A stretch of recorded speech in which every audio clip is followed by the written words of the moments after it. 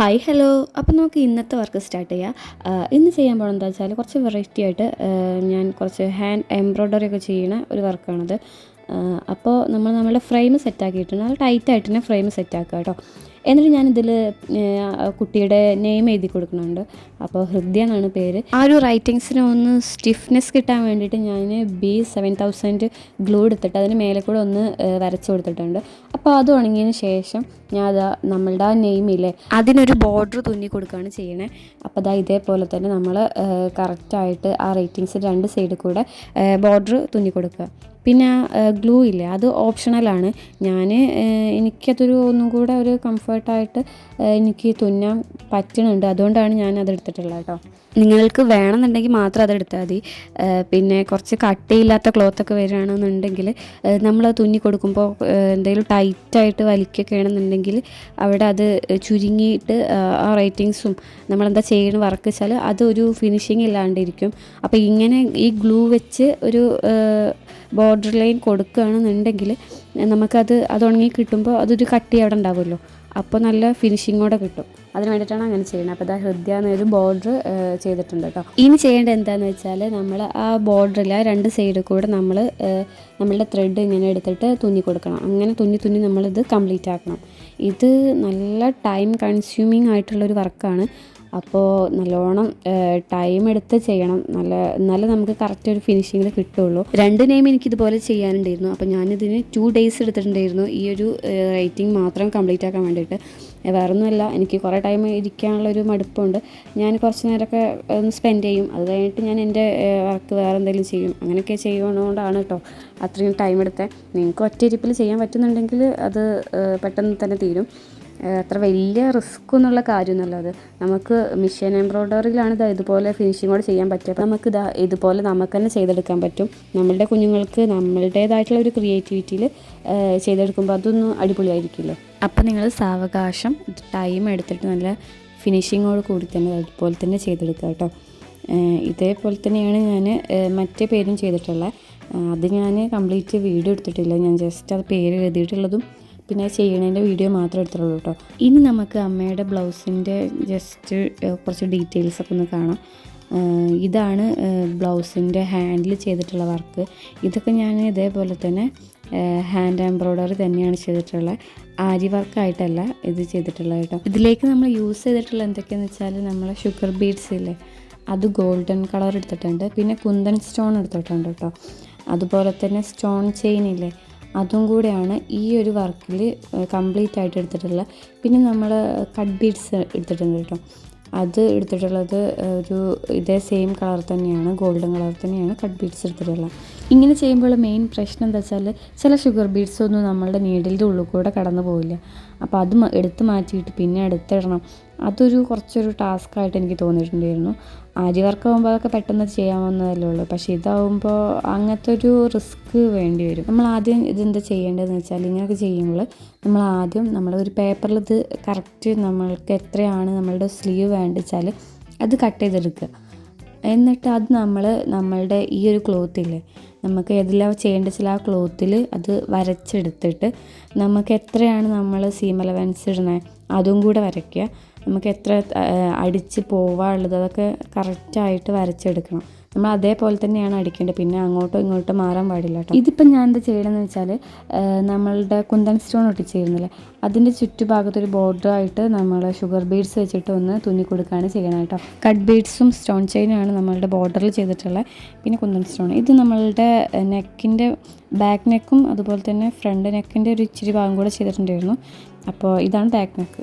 അതൊക്കെ അവിടെ നിൽക്കട്ടെ. ഇനി നമുക്ക് കുഞ്ഞുടുപ്പിൻ്റെ പരിപാടിയിലേക്ക് കിടക്കാം. അപ്പോൾ നമ്മളുടെ ലൈനിങ്ങിലാണ് ആദ്യം കട്ട് ചെയ്യാൻ പോകുന്നത് കേട്ടോ. ഷോൾഡർ ഞാനിവിടെ 3 ഇഞ്ചാണ് എടുക്കുന്നത്. അതേപോലെ തന്നെ നമ്മളുടെ ആം റൗണ്ടിൻ്റെ ഒരു ലെങ്ത്ത് എടുക്കുന്നത് 3.5 ഇഞ്ചാണ്. ഇനി നമുക്ക് ഇതൊന്ന് വരച്ചിട്ട് ജോയിൻ ചെയ്ത് കൊടുക്കാം. അപ്പോൾ അത് കഴിഞ്ഞാൽ നമുക്കിനി വേണ്ടത് നമ്മളുടെ ചെസ്റ്റിൻ്റെ അളവാണ്. ചെസ്റ്റിൻ്റെ അളവ് എടുക്കുന്നത് ഒരു 4.5 ഇഞ്ചാണ്.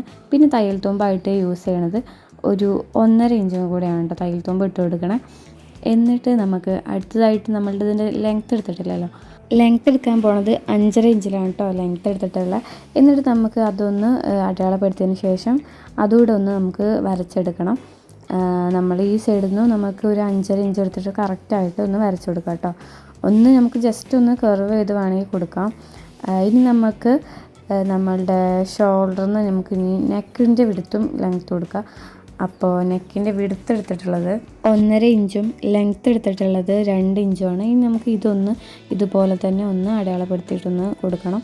ഇനി നമുക്ക് ചെയ്യാൻ പോകുന്നത് നമ്മളിതൊരു കെട്ടുടുപ്പായിട്ടാണ് ചെയ്യാൻ പോകുന്നത്. അപ്പം നമുക്ക് നമ്മളുടെ ഷോൾഡറിൻ്റെ അവിടെ നിന്ന് നമുക്ക് ഒന്ന് കർവ് ചെയ്ത് കൊടുക്കണ്ടേ. അപ്പോൾ അത് ചെയ്യണുണ്ട്. അത് ചെയ്തിട്ട് നേരെ നമ്മളിതാ ഈ ഒരു രീതിയിൽ നമുക്ക് ഷോൾഡറിൻ്റെ അവിടെ നിന്ന് ജസ്റ്റ് ഒന്ന് കയറിയിട്ട് നമുക്കൊന്ന് അടയാളപ്പെടുത്തി കൊടുക്കണം. എന്താ ഇതേപോലെ തന്നെ ചെയ്യാം കേട്ടോ. എന്നിട്ട് നമുക്ക് ഇതൊന്ന് കട്ട് ചെയ്തിട്ട് എടുക്കണം കേട്ടോ. കെട്ടുന്നതിന് വേണ്ടിയിട്ട് കയറ് വെക്കില്ലേ, അതിന് വേണ്ടിയിട്ടാണ് ഇതുപോലെ ചെയ്തിട്ടുള്ളത്. അപ്പോഴാണ് ഒന്നും കൂടി നല്ലൊരു ഭംഗിയിൽ കിട്ടുള്ളൂ. അപ്പോൾ ഇത് കട്ട് ചെയ്തിട്ട് എടുത്തിട്ടുണ്ട്. ഇതേ സെയിം അളവ് തന്നെ നമ്മൾ നെയിമൊക്കെ എഴുതി വെച്ചിട്ടുള്ള ഒരു ക്ലോത്ത് ഉണ്ടായിരുന്നില്ല, അതും അതേപോലെ കട്ട് ചെയ്തിട്ടുണ്ട് കേട്ടോ. ഇനി താഴേക്കുള്ള ലെങ്ത്ത് എടുക്കുക. അത് 6.5 ഇഞ്ചാണ് എടുത്തിട്ടുള്ളത്. വിഡ്ത്ത് ഞാൻ നടുമടക്കിയിട്ടുള്ള ക്ലോത്താണത്. അതിൽ 19 ഇഞ്ച് എടുത്തിട്ടുണ്ട് കേട്ടോ.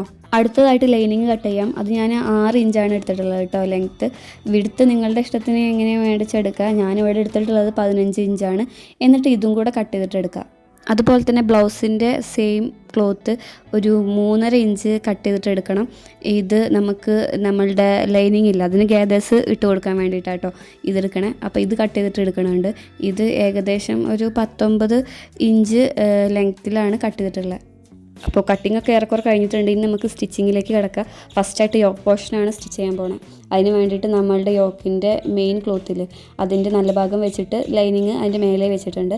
എന്നിട്ട് നമുക്ക് ഇതേപോലെ സ്റ്റിച്ച് ചെയ്തിട്ട് എടുക്കണം. നമ്മളുടെ ആം റൗണ്ടൊക്കെ ഇതിൽ തന്നെ സ്റ്റിച്ച് ചെയ്തിട്ട് കൊണ്ടുപോകണം കേട്ടോ.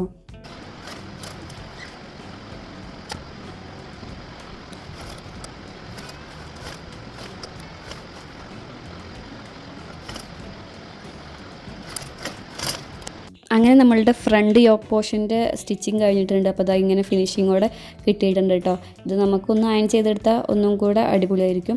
അതേപോലെ തന്നെ ബാക്ക് പോർഷനും കൂടെ അതേ രീതിയിൽ തന്നെ നമ്മൾ സ്റ്റിച്ച് ചെയ്തിട്ട് എടുത്തിട്ടുണ്ട്.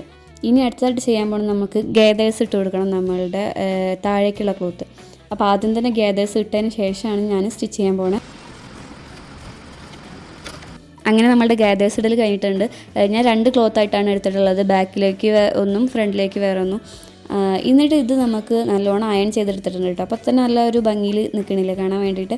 എന്നിട്ട് നമുക്ക് ഇനി അടുത്തതായിട്ട് ചെയ്യാൻ പോകണം എന്താണെന്ന് വെച്ചാൽ ഇത് രണ്ടും കൂടെ ജോയിൻ ചെയ്ത് കൊടുക്കണം. അതിൻ്റെ മുന്നേ നമുക്ക് മറ്റൊരു കാര്യം ചെയ്തെടുക്കുക. നമ്മൾ കുഞ്ഞു കുട്ടികൾക്ക് വേണ്ടിയിട്ടല്ല അടിക്കാൻ പോകണം. അപ്പോൾ അവർക്ക് കുത്താതിരിക്കാൻ വേണ്ടിയിട്ട് നമ്മളുടെ സീം അലവൻസ് കാണാതിരിക്കാൻ വേണ്ടിയിട്ട് ഒന്ന് സ്റ്റിച്ച് ചെയ്താലോ. കുട്ടികളുടെ കറക്റ്റ് മെഷർമെൻറ്റ് എത്ര വെച്ചാലും അത് നമ്മൾ അടയാളപ്പെടുത്തി കൊടുക്കുക. എന്നിട്ട് നമുക്ക് ഇതൊന്ന് സ്റ്റിച്ച് ചെയ്തിട്ട് എടുക്കണം. അതിന് വേണ്ടിയിട്ട് എങ്ങനെ ചെയ്യാമെന്ന് ഞാൻ കാണിച്ചു തരാം. അതിന് വേണ്ടിയിട്ട് നമ്മളുടെ യോക്ക് പോർഷൻ രണ്ടും ഫേസ് ടു ഫേസ് വെച്ചിട്ട് ഇതുപോലെ പിടിക്കുക. എന്നിട്ട് ഇതിൻ്റെ നല്ല വശം ലൈനിങ്ങിൻ്റെ വശം കൂടെ ഇല്ലേ, അത് ഇതുപോലെ തന്നെ കറക്റ്റായിട്ട് പിടിക്കണം കേട്ടോ. ഞാൻ പറയണ മനസ്സിലാവേണ്ടോ അറിയില്ല, നിങ്ങൾ വീഡിയോയിൽ കാണുന്ന പോലെ തന്നെ ചെയ്താൽ മതി കേട്ടോ. എന്നിട്ട് നമ്മൾ അടയാളപ്പെടുത്തിയിട്ടുണ്ടായിരുന്നില്ലേ, അതേപോലെ തന്നെ കറക്റ്റായിട്ട് അടിച്ചെടുക്കുക. ഇത്രയേ ഉള്ളൂ. കുഞ്ഞുങ്ങൾക്ക് ഒന്നുകൂടെ കംഫർട്ടായിട്ട് ഡ്രസ്സ് വെയർ ചെയ്യാൻ വേണ്ടിയിട്ടൊക്കെ ഇതുപോലെ ചെയ്താൽ മതി. ഇത് നല്ലൊരു മെത്തേഡാട്ടോ.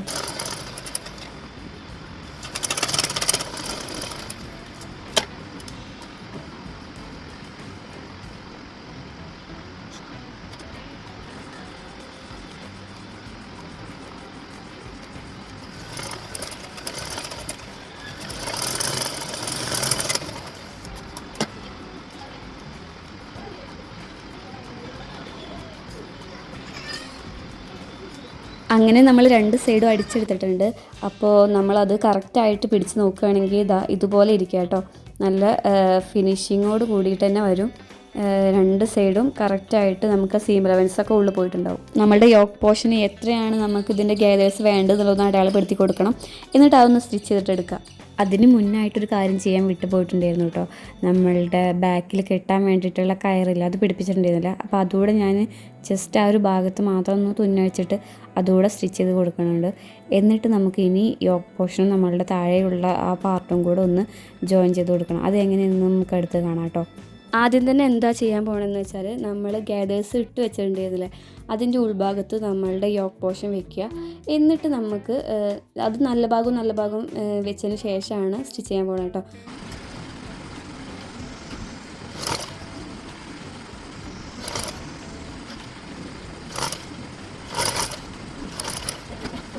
അപ്പം ഇതാ നമ്മളുടെ ആ ഒരു സ്റ്റിച്ചിങ് കഴിഞ്ഞിട്ടുണ്ട്. ഇനി നമുക്കൊന്ന് നിവർത്തി നോക്കിയാലോ. അപ്പോൾ ഇതാ നമ്മളുടെ ഫ്രണ്ട് ഭാഗം ഇതാ അതുപോലെയാണ് വന്നിട്ടുള്ളത്. നല്ല അടിപൊളിയായിട്ടില്ലേ സ്റ്റിച്ച് ചെയ്തിട്ടുള്ളത്. അടുത്തതായിട്ട് ചെയ്യാൻ പോകണം എന്താണെന്ന് വെച്ചാൽ നമ്മൾ ആ ഒരു 3.5 ഇഞ്ച് ലെങ്ത്ത് എടുത്തിട്ട് ഒരു പീസ് കട്ട് ചെയ്തിരുന്നില്ലേ, അത് നമ്മളുടെ ഇതിന് താഴെ വയ്ക്കാനുള്ള ഒരു ലൈനിങ് ഇല്ലേ, അതിൽ നമ്മൾ കുറച്ചൊരു ചെറിയൊരു ഗ്യാദേഴ്സ് ഇട്ട് കൊടുക്കുക. എന്നിട്ട് ഇത് നമ്മൾ അതിൻ്റെ മേലെ തന്നെ അറ്റാച്ച് ചെയ്ത് കൊടുക്കണം. അങ്ങനെ അതുകൂടെ കഴിഞ്ഞിട്ടുണ്ട് കേട്ടോ സ്റ്റിച്ച് ചെയ്തിട്ട്. ഇതും നമ്മൾ നേരത്തെ ചെയ്തിട്ടുള്ള അതേപോലെ തന്നെ ഇതും നമുക്ക് സ്റ്റിച്ച് ചെയ്തിട്ടെടുക്കണം. ഇതിൻ്റെ താഴെ ഞാൻ വേറൊരു കുഞ്ഞ് ലൈനിങ് കൂടെ ഇട്ട് കൊടുക്കുന്നുണ്ട്. അത് ഇട്ട് കൊടുക്കുന്നത് നമ്മൾ കറക്റ്റായിട്ട് ശ്രദ്ധിച്ചിട്ട് തന്നെ നമ്മൾ ചെയ്യണം കേട്ടോ. ഇതുവരെ നമ്മൾ യോക്കിൻ്റെ ഓപ്പോസിറ്റ് ഭാഗത്തായിരുന്നു ചെയ്തിട്ടുണ്ടായിരുന്നത്. ഇതിപ്പോൾ ഇങ്ങനെ വെച്ചിട്ട് നമ്മളുടെ ഉൾവശത്ത് ആണ് നമ്മൾ യോക്ക് ഇങ്ങനെ വെച്ചിട്ട് ഉൾവശത്ത് നമ്മളുടെ ആ ഒരു ലൈനിങ് ക്ലോത്ത് വെച്ചിട്ട് ഇത് ഒന്ന് അറ്റാച്ച് ചെയ്ത് കൊടുക്കുക. അപ്പോഴാണ് നമ്മളുടെ സീം അലവൻസ് പുറത്ത് കാണാതെ സ്റ്റിച്ച് ചെയ്തിട്ട് എടുക്കാൻ പറ്റുള്ളൂ.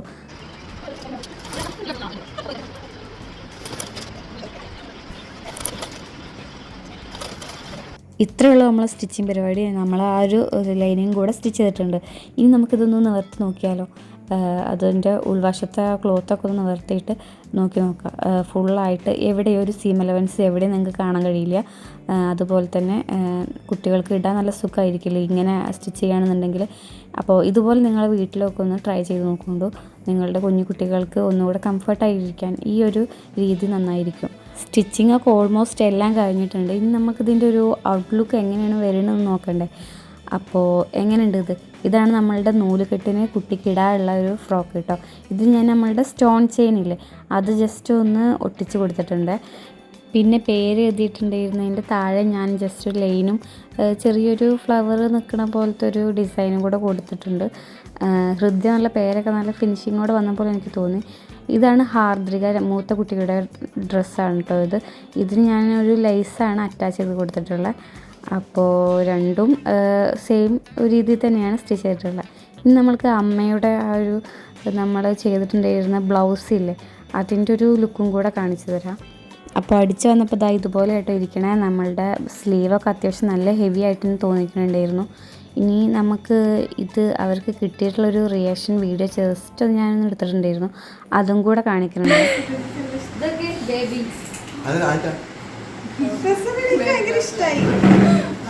ഇതുപോലുള്ള റിയാക്ഷൻസ് കിട്ടുമ്പോൾ നമുക്കുണ്ടാവുന്ന ഒരു ഫീലുണ്ട്, അതൊരു രക്ഷയുണ്ടാവില്ല.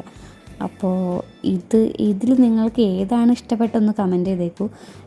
ഇന്നത്തെ വീഡിയോ അത്രയേ ഉള്ളൂ. നമുക്കിനി മറ്റൊരു വീഡിയോയുമായിട്ട് വീണ്ടും കാണാം.